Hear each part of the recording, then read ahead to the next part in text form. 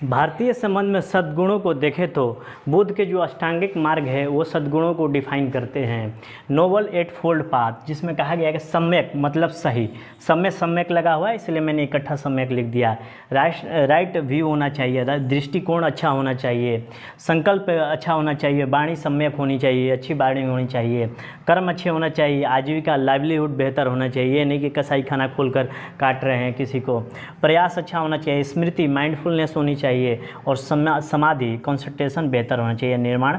की अवस्था प्राप्त हो, स्मृति ज्ञान अच्छा होना चाहिए। ऐसा उन्होंने सद्गुणों के हिसाब से कहा है। और महावीर स्वामी के जो जैन धर्म के 5 महाव्रत हैं वो सद्गुणों से जुड़े हुए हैं, जिसमें अहिंसा नॉन वायलेंस, सत्य ट्रूथफुलनेस, अपरिग्रह नॉन इक्विजेशन असंग्रहण करना, अस्तेय नॉट स्टेलिंग यानी चोरी ना करना, और ब्रह्मचर्य चेस्ट लिविंग, ये सद्गुणों से जुड़ा हुआ है। ये तो बहुत ही महत्वपूर्ण है सद्गुण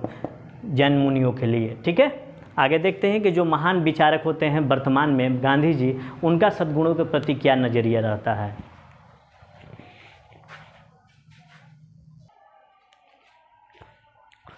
वर्तमान युग के महान विचारक के गांधी जी के संबंध में देखें तो इन्होंने सद्गुणों को डिफाइन करते हुए कहा कि 7 पाप और 11 व्रत सद्गुणों के अंतर्गत आते हैं। तो देखते हैं कि 7 पाप जो नहीं करने चाहिए वो सद्गुण आते हैं, और 11 व्रत जो होते हैं वो सद्गुण के अंतर्गत आते हैं। गांधी जी अपने अखबार यंग इंडिया के एक अंक में 22 अक्टूबर 1925 के अंक में उल्लेख करते हुए कहा कि आत्मा के बिना सुख, pleaser without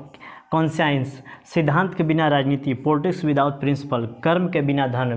wealth without work, ब्याज पर काम नहीं करना चाहिए, ब्याज जो है बिना काम का होता है, चरित्र के बिना ज्ञान, कैरेक्टर डेवलप नहीं हुआ, नॉलेज होता चला गया, नैतिकता के बिना व्यापार, माने कि व्यापार में अगर चोरी कर रहे हैं, धोखाधड़ी कर रहे हैं, त्याग के बिना पूजा, आप त्याग नहीं कर रहे हैं केवल पूजा किए जा रहे हैं, और मानवता के बिना विज्ञान, ये सारे पाप होते हैं। अगर आत्मा के साथ आत्म सुख के अंतर्गत अगर आत्मा शामिल हो, सिद्धांत के अंतर्गत राजनीति के अंतर्गत सिद्धांत शामिल हो, धन जो है कर्म के द्वारा कमाया गया हो, ज्ञान के साथ साथ चरित्र का भी डेवलपमेंट हो, व्यापार नैतिकता के साथ हो, पूजा जो हो त्याग के करने के साथ हो, और विज्ञान मानवता के साथ हो, तो वो पाप के अंतर्गत नहीं आएगा, वो सद्गुण होगा। अन्यथा इसके बिना 7 पाप ये दुर्गुण कहलाएंगे, ये अनैतिक कहलाएंगे। यानी मानवता के बिना विज्ञान देखेंगे कि अल्फ्रेड नोबेल ने डायनामाइट का विस्फोट किया था, और ये बहुत ज़्यादा परेशान रहते थे कि इससे मानव का विनाश होते जा रहा। आइंस्टीन भी बहुत ज़्यादा परेशान रहे हैं अपने आविष्कारों को लेकर,